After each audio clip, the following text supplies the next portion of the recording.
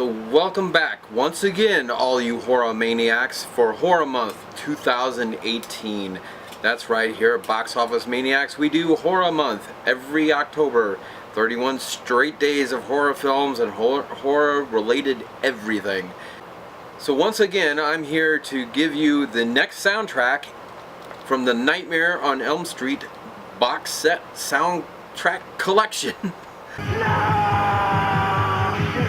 Nightmare on Elm Street, Part 3, Dream Warrior. So here we have, once again, the soundtrack for Nightmare on Elm Street 3. Again, as you can see, it's part of a bigger picture that's actually on the booklet that comes with the box set, which has all the actual information about the soundtrack in that booklet. And obviously, this is not the movie poster. However, the actual original movie poster is on the back here, where you see it right there. Nightmare on Elm Street 3, The Dream Warriors, and all the tracks listed there. So much like Nightmare on Elm Street 1 and 2, Varese Sarabande produced a Nightmare on Elm Street 3 album score that came out as an album at first, and then they made a cassette and then eventually a CD.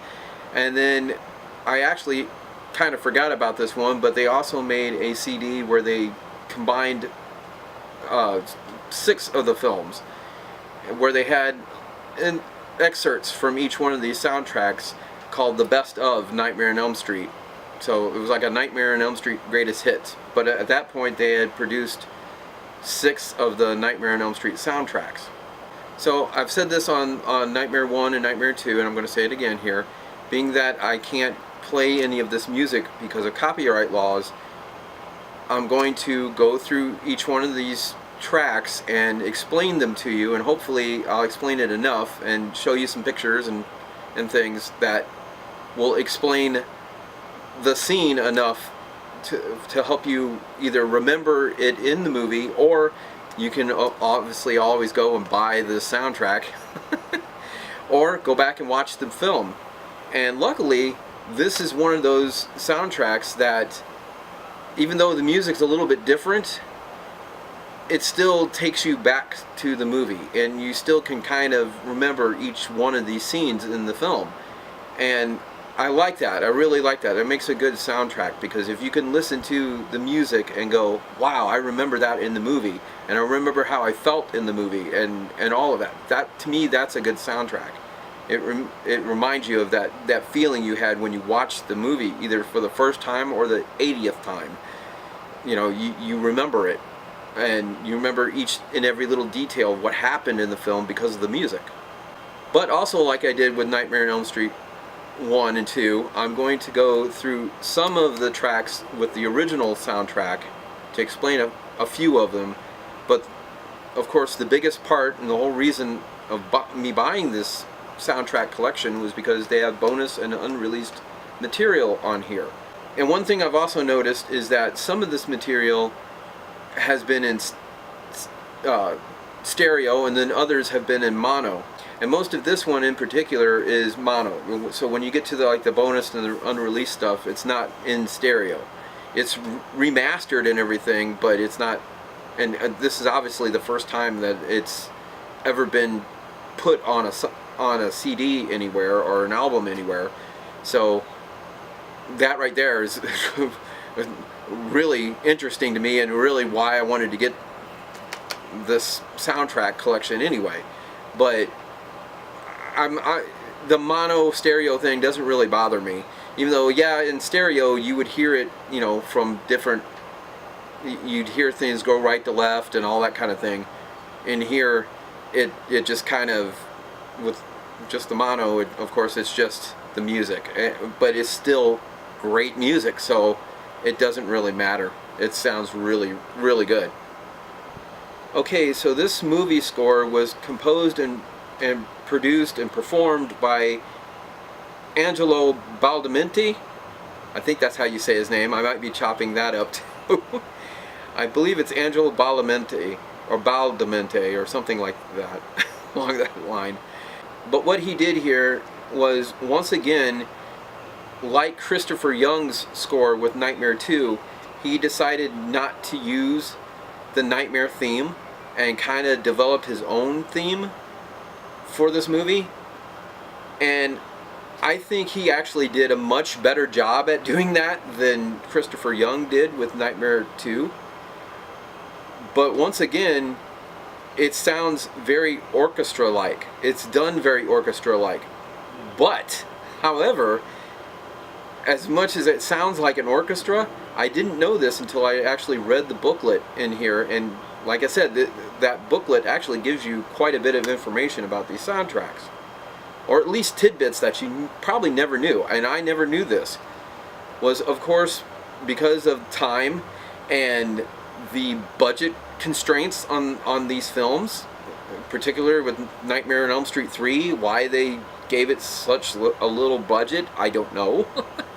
But because this was the third movie, and it ended up being one of the best, if not the best, sequel out of all the Nightmare on Elm Street films. So they gave it like very little budget and very little time to be done. And because of that, Angelo went back and he actually did this on a synthesizer type instrument. But unlike what Christopher Young had done, which was to actually get a 45-piece orchestra together to make Nightmare on Elm Street 2, Angelo, of course, didn't have the time and the money to be able to do that with this. So he went back and did sort of what Charles Bernstein did with the original Nightmare on Elm Street. And that is because the technology at that point had gotten better with the synthesizers, and he used a Cavalier synthesizer to be able to make this soundtrack, to make this score.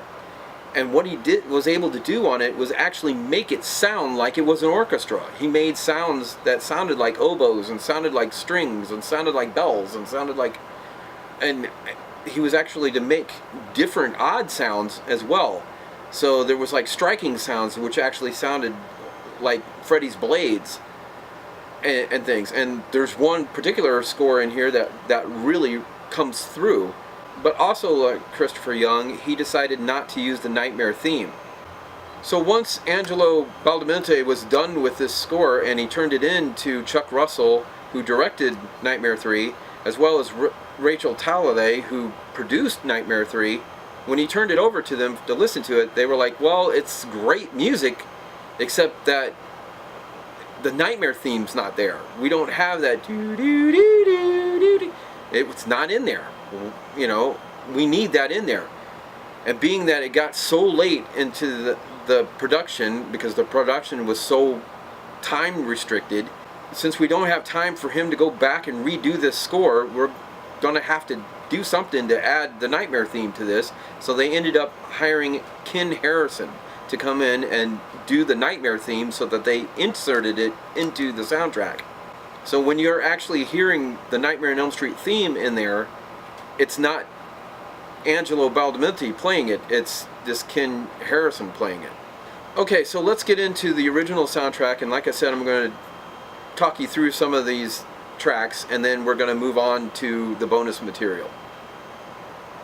So of course the very first track is called Opening. Now this is the opening of the film, and basically it's a shorter version of the beginning of the film, and it's where Kristen is building the Nightmare on Elm Street house, the Elm Street house. She's actually putting it together with paper mache and everything, and the popsicle sticks and all that, which was really cool. I love that in the film. Or this was Angelo Badalamenti's original version of it. The next track on here, track number 2, is called Puppet Walk. This is obviously where Freddy turns into one of the puppets that Philip has made. So he turns into this puppet and cuts away his strings and lands on the floor, and then he grows to be Freddy. And then he starts walking Philip through the halls. So this is the track that plays during that whole scene, and I love that scene in the movie, and it's really, this is some good music from that scene. Now, all of this music here on this soundtrack is really good. All of it's really good, and actually I like and enjoy this score a lot better than Christopher Young's. And it was a little more nightmarish and a little more creepy, and it just had better sound to it. It just sounds so much better. And it's done electronically. It's done through the synthesizer, which is actually giving you the feel that it's a whole orchestra, when in reality it wasn't. That's what's really even more cool about this soundtrack. Next up is Taran's Deepest Fear. This is track number 4, and this is where Taran turns into the beautiful but bad, Taran. And she confronts Freddy in the alleyway. Now, what you're hearing on here, apparently, and I'm kind of giving away what I'm going to do next here, but apparently this is Angelo Badalamenti's original version of it. And it's kind of a dark, it's got a little bit of electric guitar in it and everything, and it doesn't quite sound like what's actually in the film. It's a little different than what actually ended up in the movie. But it's during that scene that Taran confronts Freddy, and they have their little dance, let's dance, and Freddy ends up slicing her leg, and she ends up stabbing him with one of her knives, and then obviously the end result is Freddy with the syringes going, let's get high. So that awesome scene. Next up we have track number 7, which is Magic Butterfly. Now this is where the Dream Warriors are talking about their different abilities, their different dream powers, or what they perceive themselves as in their dreams, which obviously it kind of starts with Will. And he stands up and says, in my dreams my legs are strong and I'm able to stand, I'm able to walk. And in his dreams he's the wizard master, and you through the music you actually hear all of this. And this is one of those tracks that it takes you right back to the film, and I love it. I love that. And it's a light, playful kind of theme, and like I said, because it's following the butterfly as he creates the butterfly in his hand. And then of course Kristen does her gymnastic like flips, and Kincaid picks up the chair, and in his dreams he's strong, he's the strong man, and he starts bending the chair around, and of course ends up with Taran saying, I'm beautiful and bad. Now some of the tracks on here, because they were originally done with Angelo Badalamenti, it goes into different, you'll hear parts and pieces of the film, and you'll go, oh yeah, that's when the mirrors happened, or oh yeah, that's when Freddy's skeleton shows up, or this is where the room starts to change, and the quiet room becomes their sort of like their actual Freddy cell, because all of a sudden Freddy's knives start slashing through the padded cell, and they all gathered in the middle, and you can hear that in this music. But because this is what he originally, I guess this is what he originally presented to them, and they weren't quite crazy about it, because it didn't really sound like Freddy, and didn't have the nightmare themes, they had to go back and redo some of these tracks. And what's on the bonus and unreleased material, I believe, is what they ended up redoing, or having him, or even having Angelo redo, but had to do it fast. And then of course Ken Harrison came in and added the Nightmare on Elm Street themes. So on this original soundtrack you'll still hear some of the same themes, but then when we get to the bonus material you're going to hear some of the same themes redone.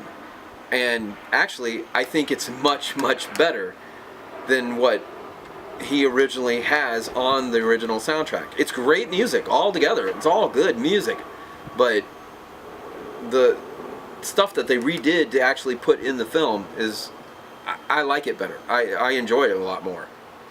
And the first one, track number 17, this is where the bonus and unreleased stuff starts. Track number 17 is the main title, and it actually says main title film version, and this is actually from the movie, and you can actually follow the movie almost word for word as it's going through the credits, and showing Kristen building the nightmare house out of the paper mache. Track number 18 is called Dreaming / Basement Chase. the beginning of this, and the reason why there's a slash in here is because the beginning of this starts out with the Nightmare theme. So where this track actually starts in the film is where Kristen is drawing the Elm Street house, and she falls asleep and she sees the tricycle come rolling in with the blood on its trails, and it starts to melt, and as it's rolling in, you hear the Nightmare on Elm Street theme, and it's slowly being played in there.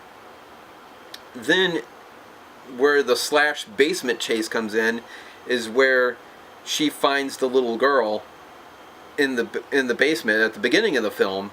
In her nightmare at the beginning of the movie, she picks up the little girl and starts running with her, and then gets stuck inside the mud down in the basement of the nightmare house, and Freddy comes around the corner in that great, awesome scene. That was like one of my favorite scenes in the movie, where Freddy appears for the first time, and he slides around that corner, and he's like this, and comes running up behind her and takes that big swipe at her, and of course misses as she jumps out. So it's that scene, and it's such good music. Okay, track number 19 is called Bathroom Attack / Computer. Once again, this is two separate parts of the film, but it's put together in one track. And you can, even when they do that, when they put these two themes together, it doesn't separate it from the movie. It's like you can still, you know which part this is, and you know which part that is, even though it's actually written here in the title. So the beginning of it is the bathroom attack, and this is where Kristen has woke up from her nightmare after being chased in the basement and having the little girl in her arms that turns into a skeleton. She wakes up and she goes into the bathroom. This is where the knobs of the sink turn into Freddy's hands, and they grab her hand, and his blades come up through the other knob, the cold water or whatever comes up, and the blades pop out of the ends of the bathroom knobs, sink knobs, and Freddy shows up in the mirror. That's that scene. The computer part of this track is where Neil Gordon, played by Craig Wasson, is looking up hypnosil. It's where he's actually looking up the definition of what hypnosil is, and finds out that it's a dream suppressant. And of course he finds out that it's not funded by the FDA or anything like that, and that maybe Nancy shouldn't be taking this, but she is. Track number 20 is called The Snake, and it also, in parentheses, it says film version. That's because on the original soundtrack, track number 6 is called Snake Attack. And there's not too much difference in this, but this one actually sounds better. The film version of this actually sounds a whole lot better. There's a lot more to it, it seems. And there's a lot more striking things to it, that it sounds more like ripples as the snake is wrapping around the room and bursting through all the slats in the room, of the walls, and all the drywall. Through the music, you could kind of hear all of that crumbling and all that squeezing of that snake as it bursts through the walls, and then eventually bursts through the floor and starts to eat Kristen. Track number 21 is called Sleepwalk. Now, this is the different version, the film version of Puppet Walk, which is on the original soundtrack. And once again, much, much better. Although, in Puppet Walk, when they actually, you can actually hear Freddy's blades in the music. This is where he used the synthesizer to actually make the sound of Freddy's blades through the music. And I didn't know that, or didn't understand that, until I started reading not only the booklet here, but I thought it was actually, when it happens, it's actually Freddy's blades cutting into Philip's arms and his legs. No, it is him doing that, but it's through the music. You hear it in the music. You hear this shh, shh in the music. in the sleepwalk track here, it's not quite as profound. So what you actually are hearing is the blades going through his skin. It's still there. You still hear the as Freddy's cutting Philip's legs and arms, but it just seems like in the puppet walk version of it, it's a little more alive. It sounds a little more real. It sounds a lot more like Freddy's knives. Okay, so track number 22 is called Prime Time, and it's only 26 seconds long. Basically what it is where Freddy's arms have burst out of the television and they grab the girl and pick her up, and then he says the line, "Welcome to prime time, bitch," and then slams her head into the TV. Track number 23 is called Junkyard Intro / Mom's Head. Okay, so this is obviously where Lieutenant Thompson and Neil Gordon are going to the junkyard to exhume Freddy's body and to put the holy water on it. And it literally is the intro to that, as they're driving up to the gate, and they open the gate and go through and all of that to find Freddy's body in the caddy. And then of course it says / Mom's Head. And this is of course when Freddy attacks Kristen's mom and cuts her head off and shows it to her, and and Kristen's mom's going, every time I bring a man around, you're spoiling it, and you're useless, and all this kind of thing. So Kristen jumps out of bed as Freddy swipes at her, and then she falls through the window, or she jumps through the window and then falls down the stairs. Track number 24 is called Alley Part A / Alley Part B. And this is the actual music that you hear in the movie of Taryn and her having her little alleyway confrontation with Freddy. That's Part A.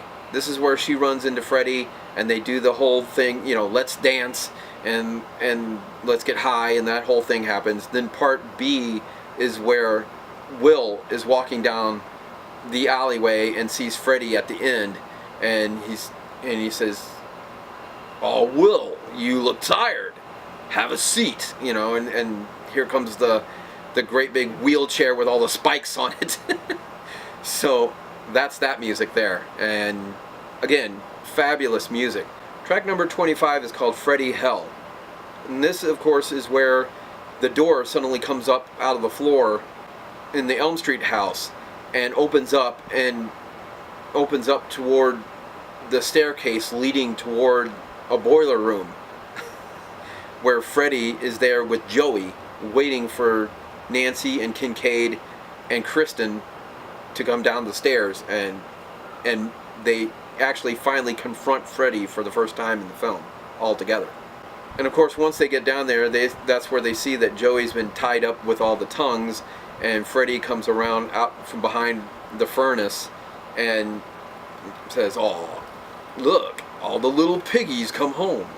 So track number 26 is called Skeleton Fight / Mirrors, and this of course is the movie music. This is what I believe, this is the version that is in the movie. It doesn't say it on here.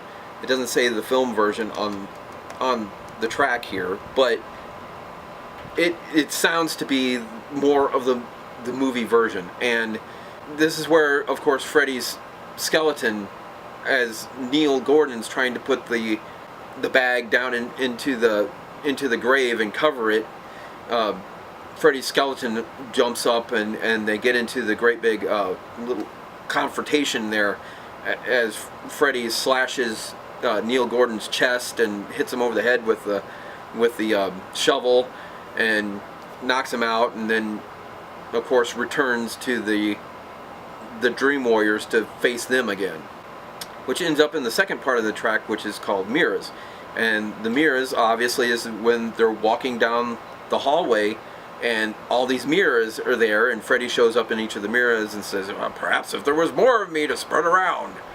So this of course leads us into the very last track on this incredible score, called Dad Descends, Nancy Dies. And this of course is when Nancy suddenly sees her dad come floating in, and he says, "I've crossed over, princess," and she's like crossed over, and he's like, I couldn't go without telling you how much I loved you. And basically the theme that they're playing in there is kind of the same butterfly theme that you heard in the original soundtrack, the Magic Butterfly. It's a little bit of that. Then of course Freddy does what he does and shows up again, and they get into their battle with Freddy, and then of course Kristen comes in and karate kicks him, and as he goes to take care of Kristen, Nancy pops back up, and this is the music toward the end of the film. So there you have it. There's the whole soundtrack of A Nightmare on Elm Street 3. Well, not the whole soundtrack, but the basic tracks of the bonus and unreleased original material that has never been released before, which makes it unreleased. So there you have it. Great soundtrack, awesome soundtrack. I really like this one. Even though Angelo Badalamenti didn't really use the Nightmare theme, they ended up incorporating it into it. And yes, you do, through most of the film version of it, you hear a lot more of the Nightmare theme. That being said, I mean, it's a great score, but with adding that little touch, it made it even better. And I liked it a lot more that way. And I liked it a lot more than what Christopher Young did, where he just totally, completely left the theme out altogether, which Angelo did the same thing, but then actually inserting it back in just made it just better. I just like it better. Now, I forgot to actually mention this on Nightmare 1 and Nightmare 2. There actually is some other music in these films.